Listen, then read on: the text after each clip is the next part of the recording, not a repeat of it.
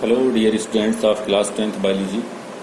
आज का लेक्चर 21 है और आज का टॉपिक है ट्रैकेट्स। ओके, हम पढ़ क्या रहे हैं? हम पढ़ रहे हैं जाइलम। और जाइलम जो होता है उसमें दो एलिमेंट्स पाए जाते हैं, दो टाइप के टिश्यू पाए जाते हैं। एक जो होता है वो जाइलम वेसल्स होता है, जो कि हम स्टडी कर चुके हैं, और दूसरा है xylem tracheids. Okay dear students, तो आइए जाइलम ट्रैकेट्स का पहले हम फिगर ड्रा करते हैं। तो जाइलम ट्रैकेट्स का अगर हम फिगर ड्रा करते हैं तो ये इस तरीके से होता है, elongated. Okay okay dear students, ये ठीक है। आपने जाइलम वेसल्स की अगर स्टडी की होगी तो जाइलम वेसल्स में जो इंड होता है, ओके, वो ओपन होता है। लेकिन यहां पे देखिएगा, जो जाइलम ट्रैकेट्स होता है इसके दोनों एंड जो हैं, ओके, ये क्लोज हैं डियर स्टूडेंट्स, ध्यान रखिएगा। और इसमें छोटे छोटे पोर पाए जाते हैं जिनको हम क्या कहते हैं? पिट्स कहते हैं। क्या कहते हैं? पिट्स, प्लूरल पिट्स कहते हैं। ओके डियर स्टूडेंट, अब इस पिट्स का काम क्या होता है? इस पिट्स का काम सिर्फ इतना होता है कि जब वाटर आए तो इस पिट्स के हेल्प से, ओके, एक ट्रैकेट से दूसरे ट्रैकेट्स में क्या हो, ट्रांसफर हो जाए या चला जाए। Okay dear students, after that जो ट्रैकेट्स होता है, इसकी जो वाल होती है वो भी लिग्निफाइड होती है, मतलब लिग्निन सब्सटेंस से बने होते हैं। ओके, अब हम बात करते हैं कि ये जो ट्रैकेट्स होता है ये नॉन फ्लावरिंग प्लांट में, non flowering, okay,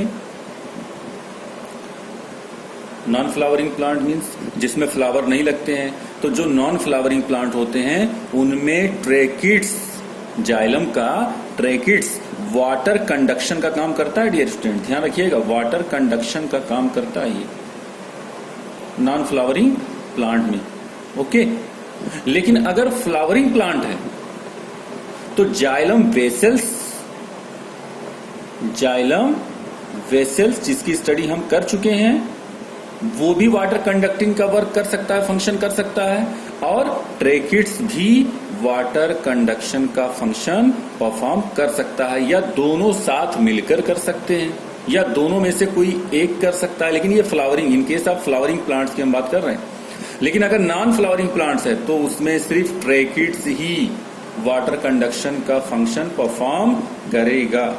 okay, now next topic है mechanism of water transport. Okay, या mechanism of the water transport. तो यहां पे नेक्स्ट पॉइंट है dear students, mechanism of water transport.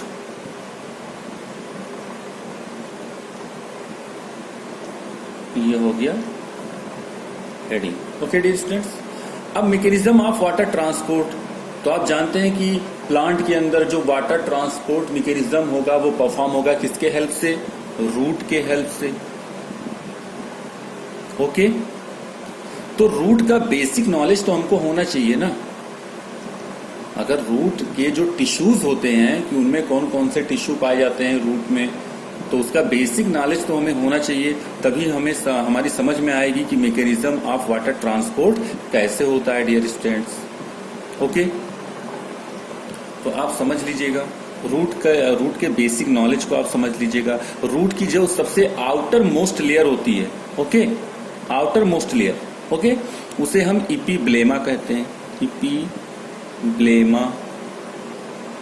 Okay, कहीं कहीं पे इपीडर्मिस भी लिखा होगा किसी बुक में। ओके, इपीब्लेमा कहते हैं। और इसी इपीब्लेमा पर रूट हेयर लगे होते हैं। क्या लगे होते हैं डियर स्टूडेंट्स? रूट हेयर लगे होते हैं, ठीक है। और इस इपीब्लेमा का एक दूसरा नाम भी है पिलीफेरस लेयर। ओके, तो चाहे आप पिलीफेरस लेयर कहिए और चाहे इपीब्लेमा कहिए, it is the outer most layer of the root which contains a hair-like structure is called root hair. Okay. Now next, epiblema के जस्ट नीचे कॉर्टेक्स के टिश्यूज पाए जाएंगे, कॉर्टेक्स, ओके, यानी ये कॉर्टेक्स की सेल होंगी, ठीक है, वो पाए जाएंगे। फिर उसके बाद में कॉर्टेक्स के जस्ट नीचे इंडोडर्मिस प्रेजेंट होगा, इंडोडर्मिस प्रेजेंट होगा डियर स्टूडेंट्स। इंडोडर्मिस के जस्ट नीचे पेरीसाइकल प्रेजेंट होगा, पेरीसाइकल प्रेजेंट होगा। आफ्टर दैट पेरीसाइकल के जस्ट नीचे वैस्कुलर बंडल प्रेजेंट होंगे। क्या प्रेजेंट होंगे? वैस्कुलर बंडल प्रेजेंट होंगे। अब वैस्कुलर बंडल मीन्स क्या? जाइलम होगा और क्या होंगे? फ्लोएम होंगे। क्या होंगे? फ्लोएम होंगे। ओके डियर स्टूडेंट्स, और 6 पॉइंट क्या होगा? सबसे सेंटर में यानी सबसे नीचे एकदम सेंटर में क्या होगा? पिथ होगा। एक पिथ सेल होती है जो पैरेनकाइमा सेल से बनी होती है, यानी पैरेनकाइमा सेल पाए जाते हैं एकदम सबसे नीचे सेंटर में, उसी को हम क्या कहते हैं? पिथ कहते हैं। तो ये नाम जो है वो आपको आने चाहिए। The outer most layer epiblema, okay, फिर कॉर्टेक्स, ओके, फिर इंडोडर्मिस, ओके, फिर पेरीसाइकल, फिर वैस्कुलर बंडल, और वैस्कुलर बंडल में 2 टिश्यूज पाए जाते हैं, जाइलम एंड फ्लोएम। तो अब आप ही देखिए, रूट हेयर जो है वो वाटर को एब्जॉर्ब करेगा। अभी हम मैकेनिज्म नहीं पढ़ रहे हैं, अभी हम केवल एक जनरल स्टडी कर रहे हैं। रूट हेयर जो है वो वाटर को एब्जॉर्ब करेगा, तो वो कहाँ आएगा? इपिब्लेमा में। इपिब्लेमा से कहाँ आएगा? कॉर्टेक्स में। कॉर्टेक्स से कहाँ आएगा? इंडोडर्मिस में। इंडोडर्मिस से कहाँ आएगा? पेरीसाइकल में। और पेरीसाइकल से फिर कहाँ चला जाएगा? ये जाइलम में। और जाइलम पूरे प्लांट बॉडी के अंदर वाटर को डिस्ट्रीब्यूट कर देगी। ओके डियर स्टूडेंट्स, तो ये नाम आपको ये नाम जो है, ये जो हमने लिखा है, ये 1 बाय 1 करके सीक्वेंस से ये नेम आपको आने चाहिए। ओके, तभी आपकी समझ में आएगा mechanism of water transport. Okay, तो मैकेनिज्म ऑफ वाटर ट्रांसपोर्ट जो है वो हम नेक्स्ट लेक्चर में स्टडी करते हैं। जब तक आप इस जो ये नेम लिखा है हमने, इसको आप जो है इस पे फोकस करिए और ट्रैकेट्स पे फोकस करिएगा। ओके डियर स्टूडेंट्स, तब तक के लिए God bless you, thank you.